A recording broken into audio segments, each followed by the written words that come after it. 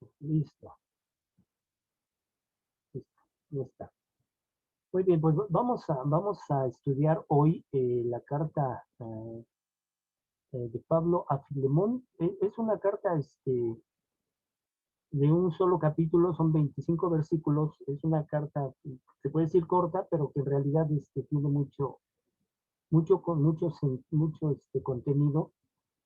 Pero vamos a poner énfasis en algo muy especial hoy. Pero pues, antes que nada vamos a orar, ¿no? Vamos a orar, vamos a pedir al Señor dirección para que pues sea Él quien nos muestre qué es lo que tiene para nosotros en esta carta y para que sea su Espíritu Santo mostrándonos qué es lo que tiene para enseñarnos, redarguirnos y instruirnos, corregirnos en justicia. Entonces vamos a orar. Señor bendito Padre, muchas gracias, gracias Señor, porque nuevamente tú nos permites accesar confiadamente al trono de tu gracia, Señor, y principalmente por permitirnos en tu palabra escudriñar, estudiarla y conocer más de ti, Señor.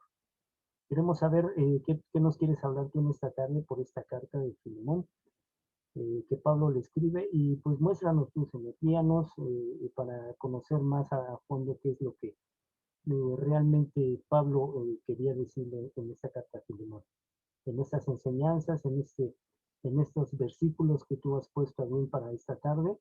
Te pido que seas tú, Señor, abriendo el corazón de mis hermanos, sus oídos y su entendimiento para que sean ellos atesorando estas palabras que tú has puesto.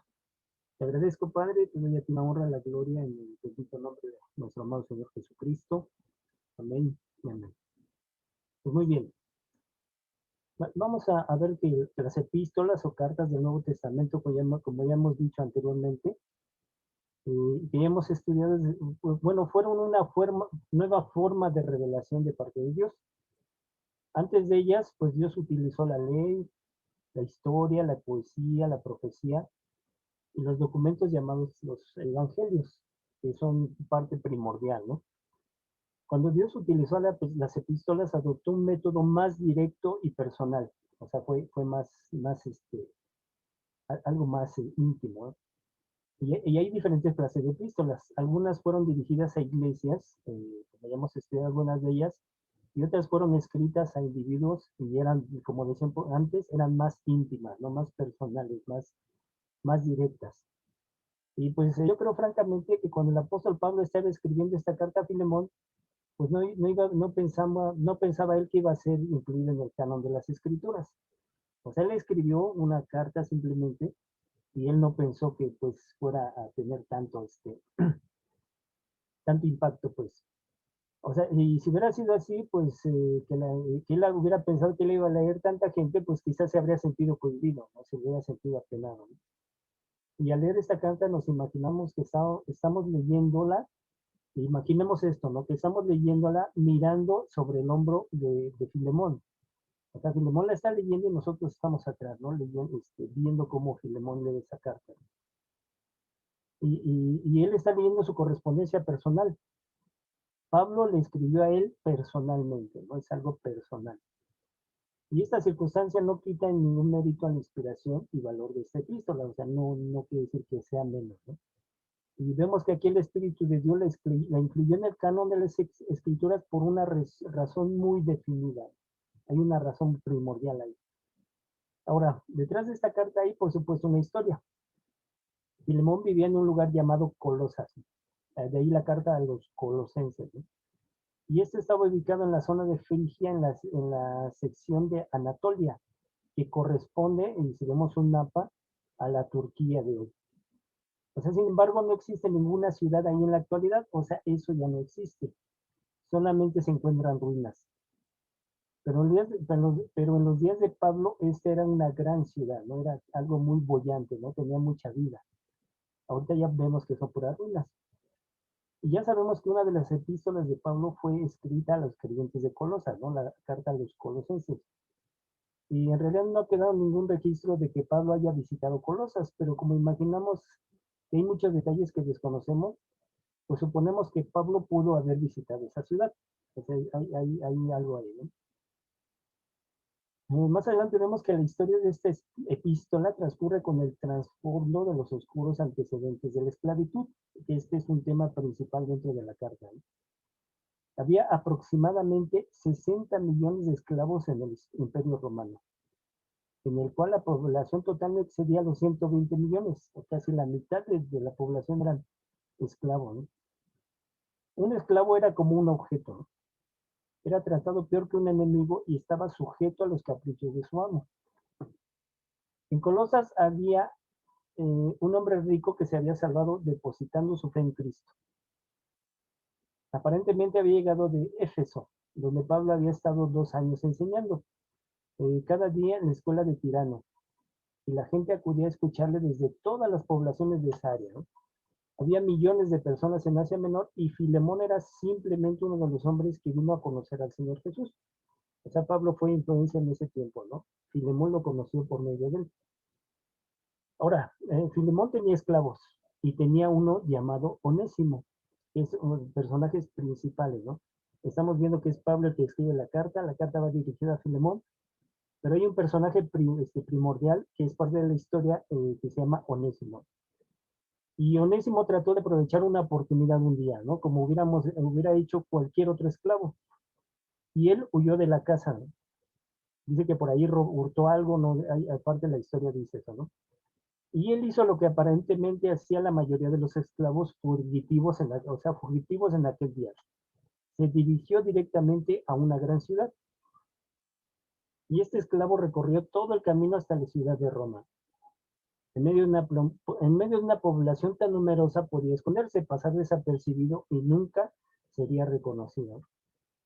Ahora, cierto día, este hombre Onésimo, que había sido un esclavo, se dio cuenta que había una esclavitud en la libertad y que había una libertad en la esclavitud. ¿Qué quiere decir esto? Cuando él era un esclavo, no se preocupaba sobre dónde iba a dormir o sobre qué iba a comer. Su amo tenía que ocuparse de ello. Pero una vez libre y en Roma tenía un verdadero problema. Podemos imaginarle caminando por una calle un día y viendo a un grupo de personas reunidas escuchando a un hombre. Onésimo se filtró en el grupo, ¿no? De repente escuchó que alguien está hablando y se infiltró ahí, ¿no? Se abrió paso hasta el frente y ahí vio que ese hombre estaba encadenado. Onésimo había huido de las cadenas y pensó que estaría libre. O sea, pero cuando escuchó a ese hombre, que por cierto se llamaba Pablo, seguramente pensó, ese hombre está libre y yo soy aún un esclavo. Un esclavo del apetito, soy un esclavo de la economía, aunque soy un esclavo, pero ese hombre, aunque está encadenado, está libre, ¿no? Él notó esa gran diferencia. Ahora, Onésimo, ¿qué actitud tomó? ¿No? Dice, Onésimo esperó a que se retirara toda la gente y entonces se acercó a Pablo. Quería saber más sobre lo que Pablo estaba predicando. Y el apóstol lo guió a Cristo, es decir, le presentó el Evangelio. Le habló de cómo Jesús había muerto por él, cómo había sido sepultado, pero resucitó al tercer día. Le pidió a Onésimo que depositara su confianza en Cristo y él así lo hizo. Onésimo fue entonces una nueva creación en Cristo Jesús.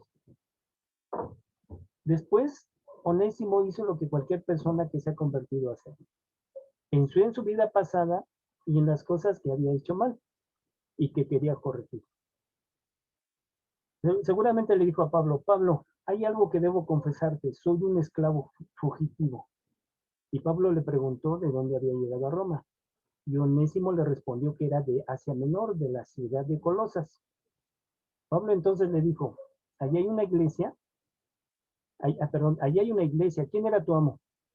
A lo que Onésimo respondió, mi amo era Filemón. Y Pablo le volvió a preguntar, ¿estás hablando de Filemón, el que vive en la calle principal? Y dice, sí, el mismo, respondió Onésimo. Estamos viendo una historia así como figurado, ¿no? Tal vez fue una conversación, no está en la escritura, pero probablemente ocurrió eso que nos está dando luz de esta situación. Dice, y Pablo dijo entonces, bueno, él también es uno de mis convertidos y me debe mucho. Y Onésimo le preguntó, bueno, Pablo, ¿debería yo regresar a él? A lo cual Pablo contestó afirmativamente y le dijo que al regresar se encontraría en una situación diferente y que le enviaría a Filemón una carta por medio de él. Y esta es la carta que tenemos ante nosotros, ¿no? La carta de Pablo a Filemón.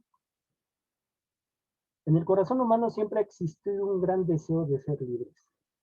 Pero en la actualidad hay millones de personas que son esclavas del alcohol o de las drogas, otras son esclavas del dinero, no son libres, aunque lo parezca. En nuestro tiempo las personas se enorgullecen de ser libres, piensan que están libres.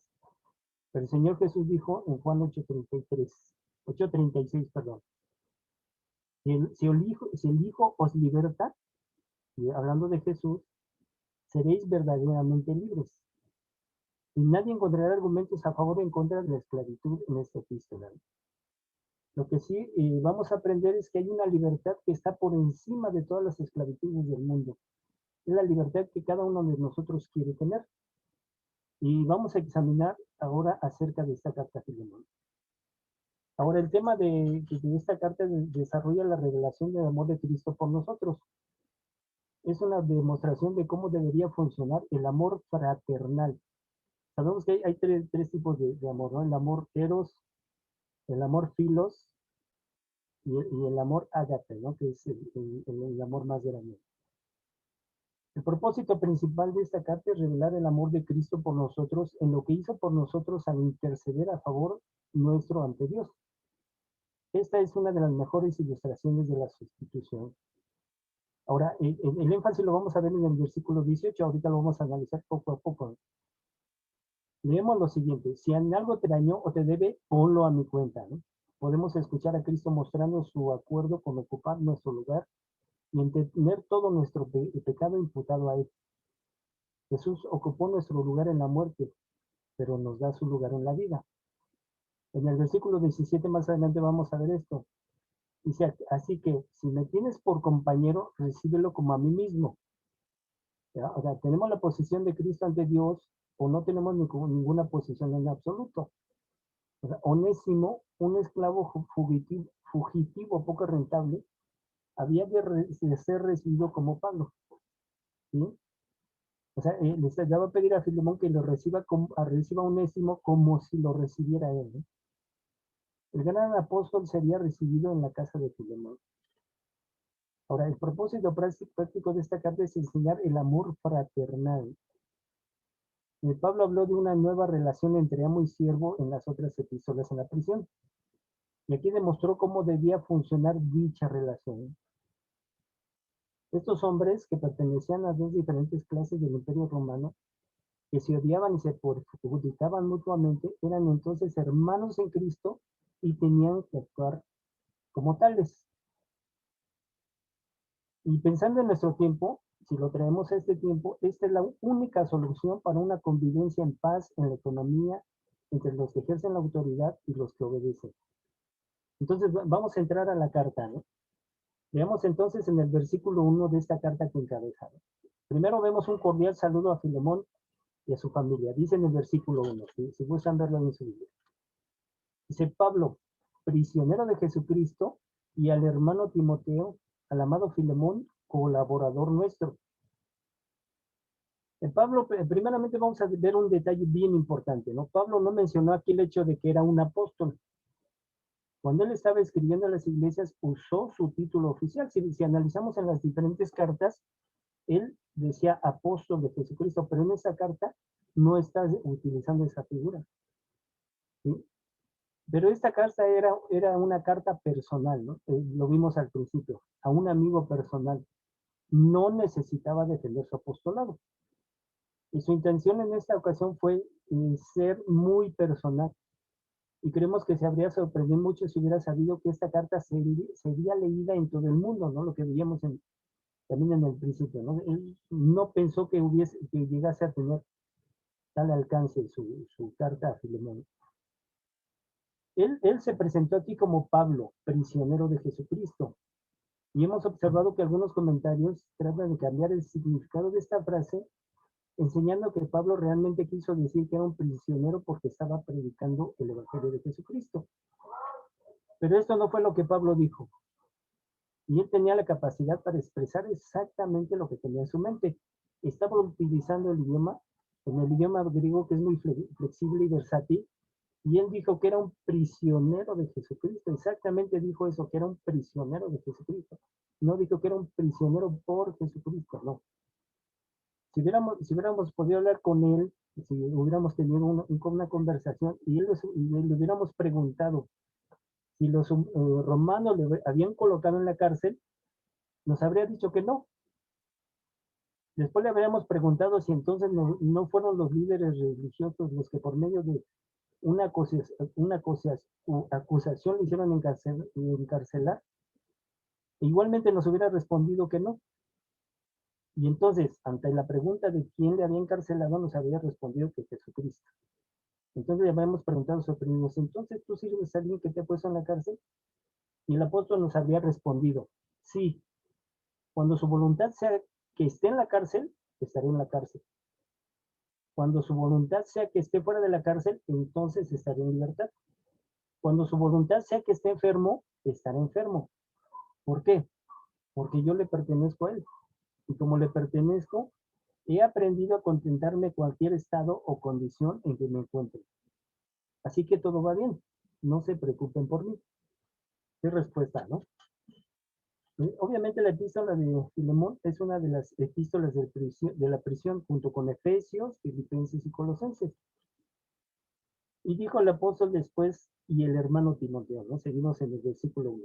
Esto significa que él no solo era hermano de Filemón y de Pablo, sino también el hermano suyo, estimado oyente, ¿sí?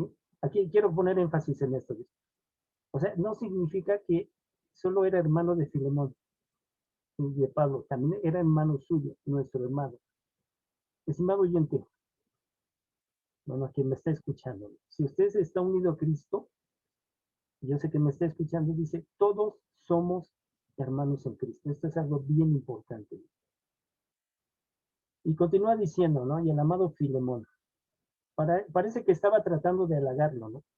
Pero él sentía cariño por ese hombre e iba a pedirle algo, ¿no? Iba a pedirle algo especial. En el versículo 2 dice, y si pueden verlo ahí en su Biblia, dice, a la amada hermana Apia, a Arquipo, nuestro compañero de milicia, y a la iglesia que está en tu casa. En esto vamos a poner un énfasis especial ahorita.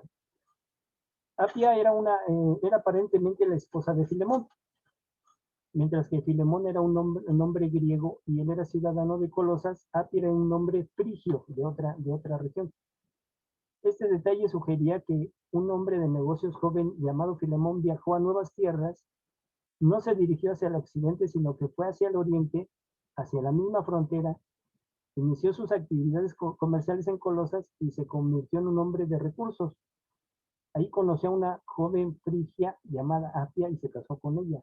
Y ambos se convirtieron a Cristo. Y continuó diciendo Pablo en el versículo 2, a Arquipo, nuestro compañero de milicia. Suponemos que este era el hijo del matrimonio. Es una suposición, ¿no? Pero es muy probable, ¿no? No era un soldado del ejército romano, sino un soldado de Jesucristo.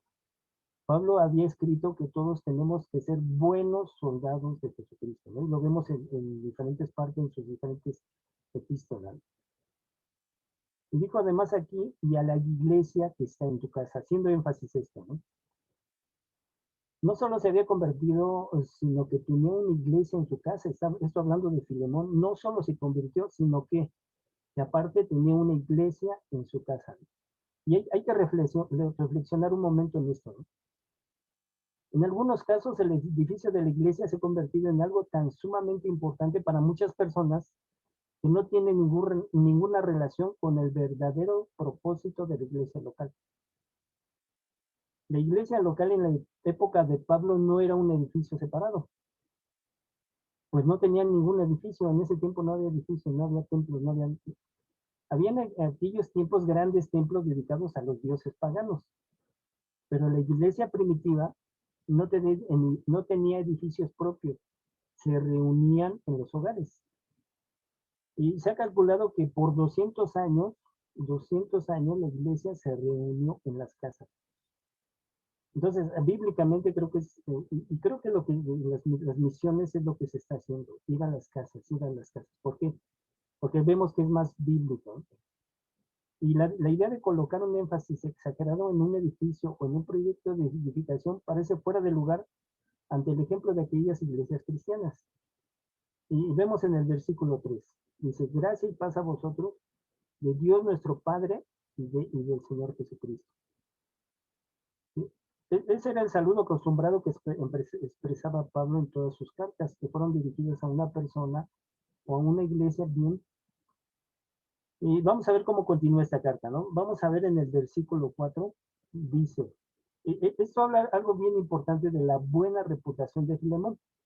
Dice, doy gracias a mi Dios en el versículo 4, haciendo siempre memoria de ti en mis oraciones. La buena reputación de Filemón. Aquí tenemos un hombre por el cual Pablo oraba. Ahora, si usted está recopilando una lista de oración del apóstol Pablo, si se da cuenta de por quiénes oraba, pues tenemos que asegurarnos de incluir en ella a Filemón. La idea aquí refleja que aquí es que cada vez que el nombre de Filemón era mencionado, Pablo oraba por él. Aparentemente Filemón era una persona bastante importante. Ahora, en el versículo 5 dice, porque oigo del amor y de la fe que tienes hacia el Señor Jesús y para con todos los santos. La vida de Filemón era un vivo testimonio de su fe. Pablo la describió de una manera hermosa y este hombre mostró amor hacia el Señor Jesús y hacia los otros creyentes. Su fe estaba dirigida hacia Jesús y era fiel con los otros cristianos. Muy bien.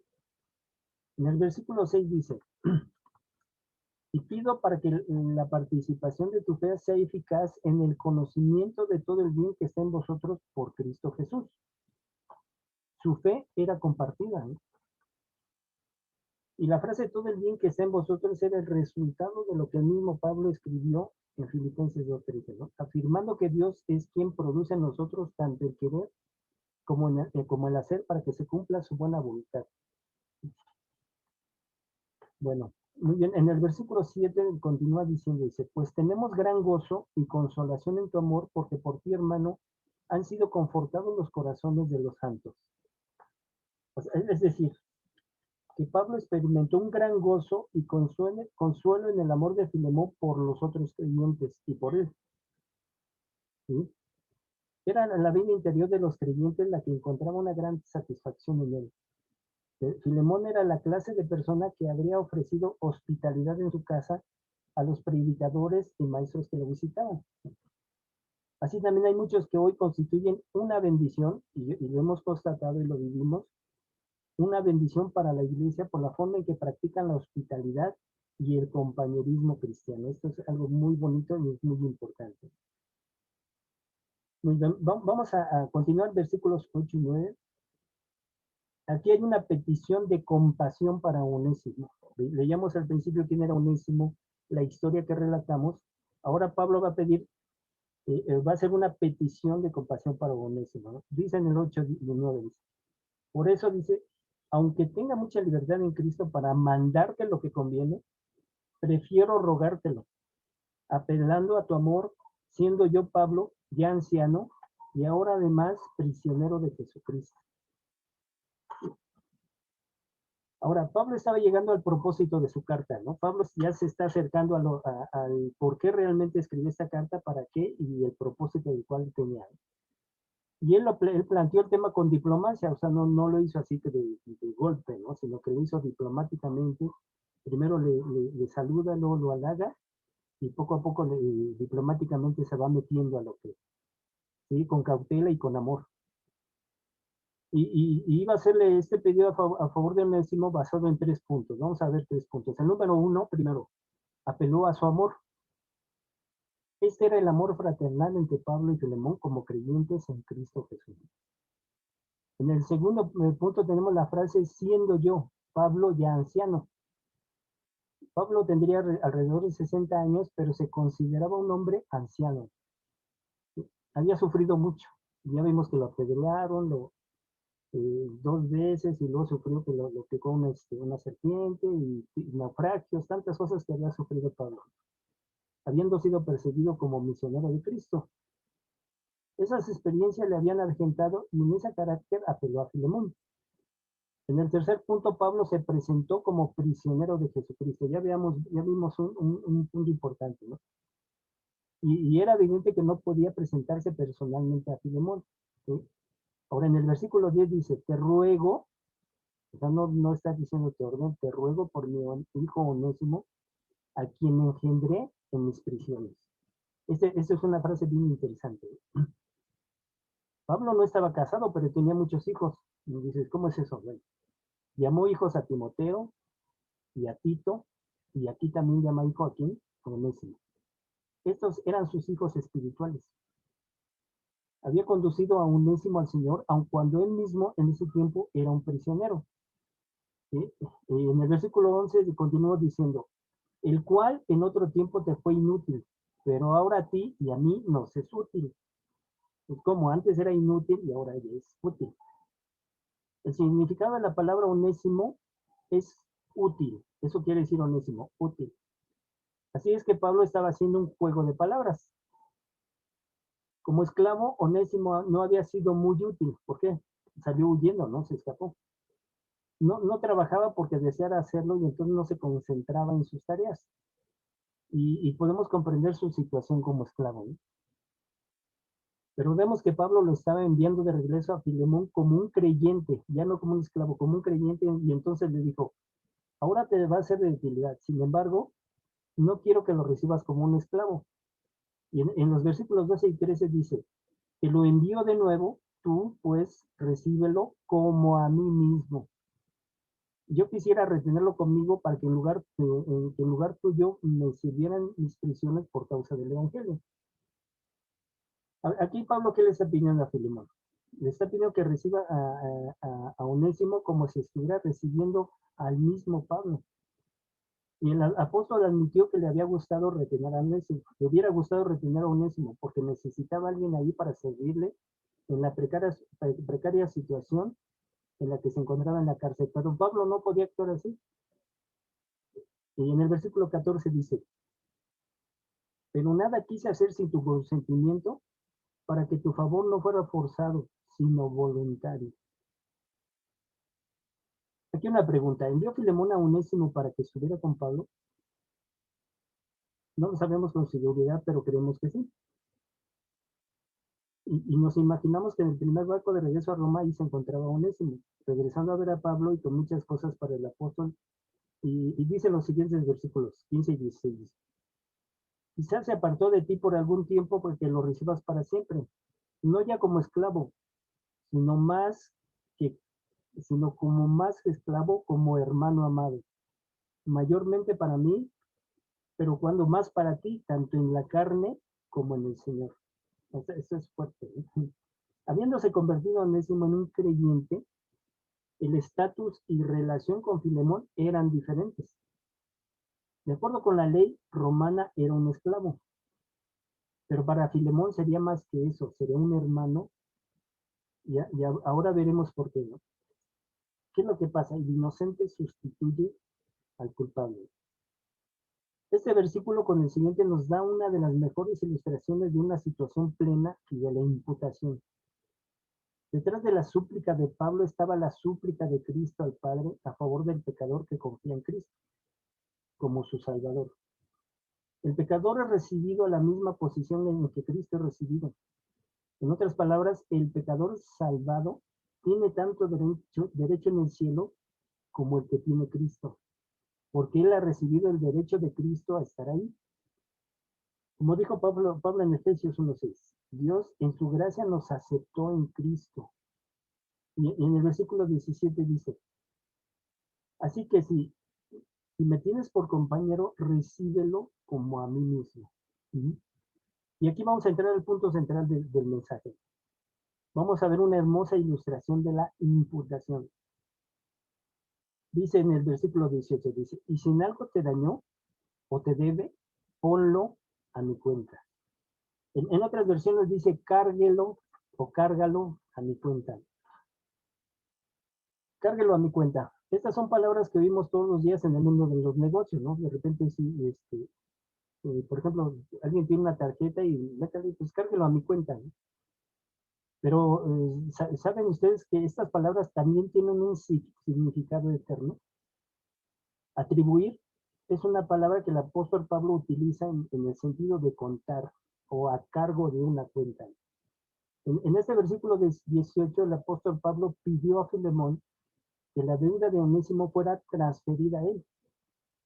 Y si en algo te dañó o te debe, Pablo dijo, ponlo a mi cuenta. Y aquel que tiene algo que se le atribuye responsable en virtud de la ley. En el Nuevo Testamento, el creyente en Cristo recibe el nombre de extranjero justo, de Dios, como un regalo gratis y el don de Dios por la gracia de un hombre, Jesucristo.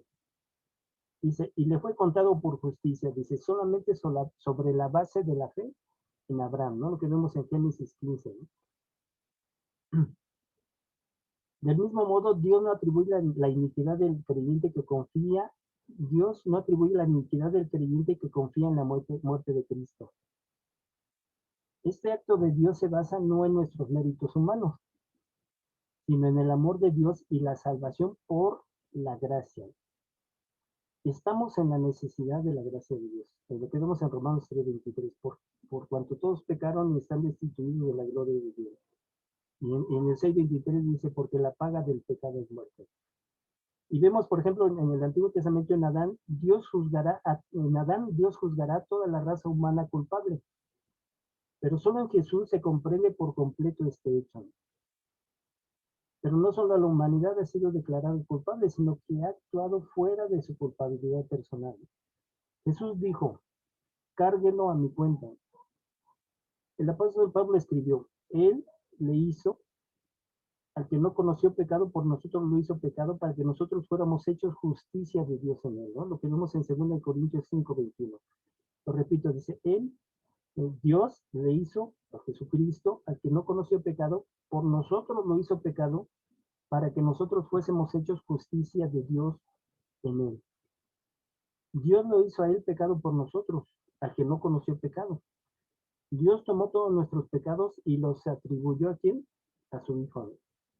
Los puso sobre él, es decir, cárgalos a su cuenta. Él los cargó a la cuenta de Jesús. Es el significado de atribuir. Ahora, cuando usted carga la cuenta de alguien, usted toma algo que pertenece a una persona y lo pone en la cuenta del otro. Si alguien le debe una deuda, usted lo quita de la página del libro de contabilidad y lo pone en la página que pertenece a otra persona en ese libro. Por lo tanto, usted atribuye la deuda a otro. Esto es lo que Dios ha hecho con nuestros pecados. Él ha atribuido nuestros pecados a su Hijo y Él les ha castigado en su sustitución de muerte en la cruz. Romanos 5, 6 y 8. ¿No? Mas Dios muestra su amor para con nosotros, que siendo pecadores, Cristo murió por nosotros. Además, eso no es todo lo que Dios hace. Necesitamos algo más.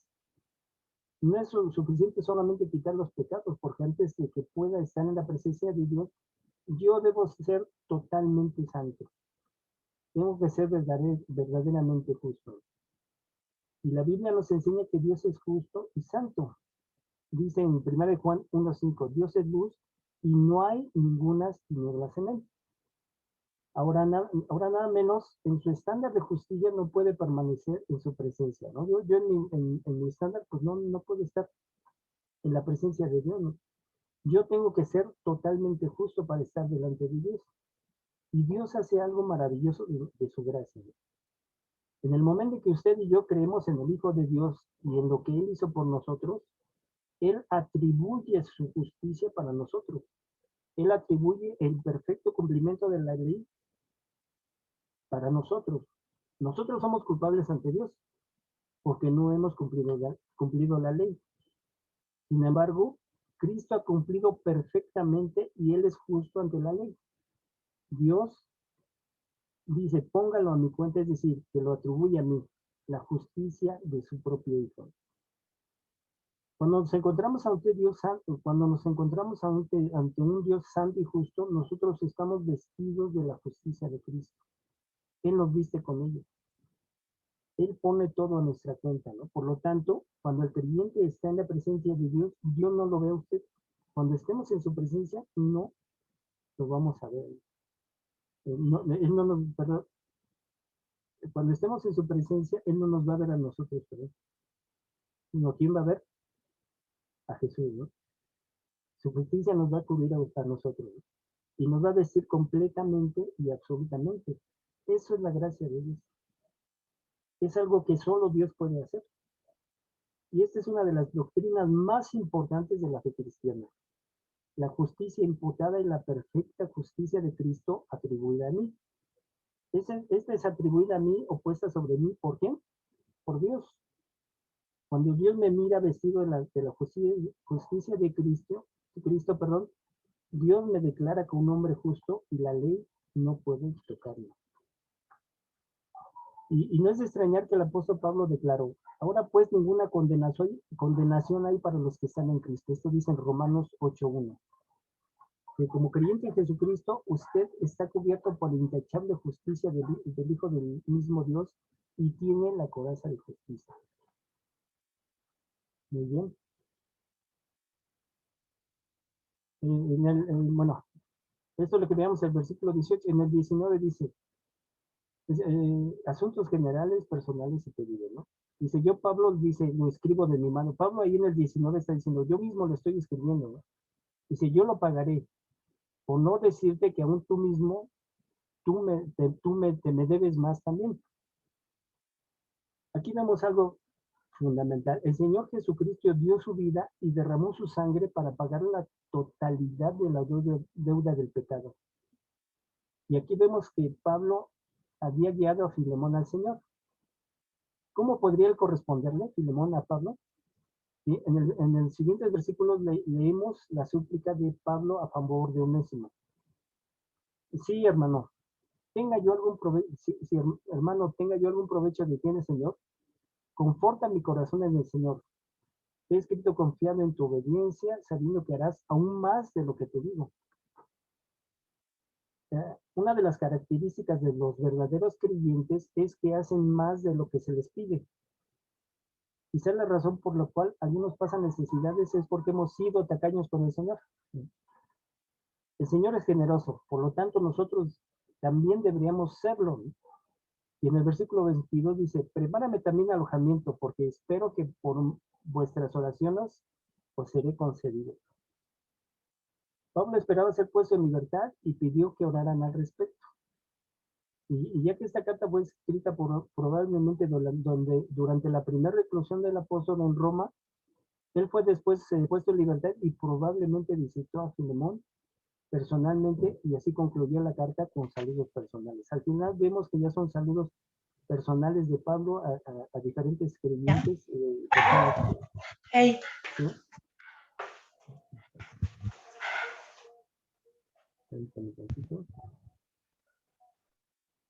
Okay. Bueno, entonces concluimos esta breve carta del apóstol Pablo a Filemón, ¿sí?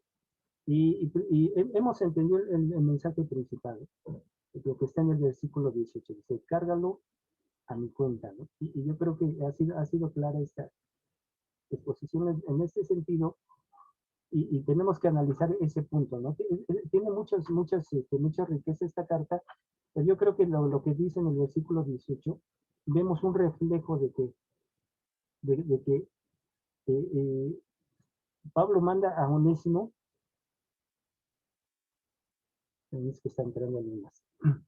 Pablo manda a Onésimo con Filemón, y como dice, recíbelo como a mí mismo, exactamente, ¿no? La misma actitud que tomó el Señor Jesús, él tomó esa carga y nos presenta delante de Dios como inocente, ¿no?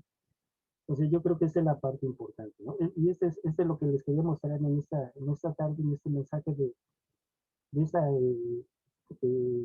mí me encantó esta carta de Filemón, tiene mucha enseñanza, y pues espero en Dios que sea de edificación para cada uno de ustedes. Pues vamos a agradecer a Dios, vamos a orar, y con esto terminamos esta tarde este mensaje. Pues vamos a orar, por favor, si me acompañan, inclinamos nuestro rostro. Señor bendito Padre, muchas gracias porque pues, nos permitiste analizar estudiar este tema, esta carta de Filemón. Te agradezco, Padre, porque pues tú nos has enseñado, Señor, que pues hay algo algo importante que debemos entender, ¿no? Que por tu Hijo nosotros pues somos justificados delante de ti, Señor, Él nos atribuye esa justicia, y cuando estemos en tu presencia tú no nos verás a nosotros, sino lo verás a Él. Te agradecemos, Padre, porque tú eres bueno, y agradecemos porque pues tú nos enseñas, nos redarguyes, nos corriges, nos instruyes en justicia en tu palabra. Y agradezco por esta tarde que nos has permitido nuevamente estudiar tu escritura. Agradezco por cada uno de mis hermanos, Señor. Abre su corazón, su entendimiento, para que ellos también puedan alcanzar a vislumbrar o a visorar lo que tú tienes para nosotros en este tiempo. Y te pido les bendigas grandemente, Señor, para que ellos puedan también pues, recibir de esa gran bendición que es en ti, Señor. Te doy gracias, Padre, te alabo en el bendito nombre de nuestro amado Señor Jesucristo, nuestro único y seguro Salvador. Amén. Amén.